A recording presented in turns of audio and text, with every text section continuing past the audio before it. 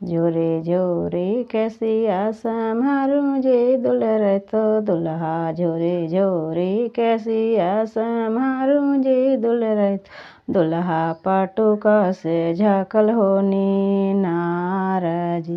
पाटुका से झाकल होनी नारजी। बेली चमेली तोहर सूरत जी दुलरे तो दुल्हा। बेली चमेली तोहर सूरत जी दुलरे तो दुल्हा। कौने विधि रहल कुमार जी। कौने विधि रहल कुमार जी। हमारो पापा साहेब झाऊरी मचाएलन।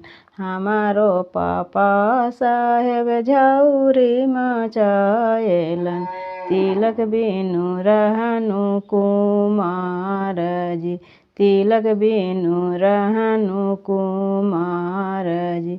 झोरी झोरी कैसिया सम्हारूं जे दुलरे तो दुल्हा। झोरी झोरी कैसिया सम्हारूं जे दुलरे तो दुल्हा। पाटुका से झाकल होनी नारजी। पाटुका से झाकल होनी नारजी। बेली चमेली तोहर सूरत जी दुलरे तो दुल्हा। बेली चमेली तोहर सूरत जी दुलरे तो दुल्हा। कौने विधि रहल कुमार जी।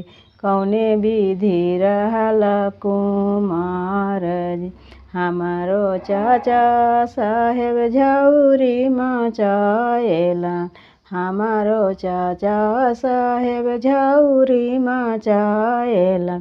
तिलक बिनु रहनु कुमार जी। तिलक बिनु रहनु कुमार जी। झोरी झोरी कैसिया सम्हारूं जे दुलरे तो दुल्हा।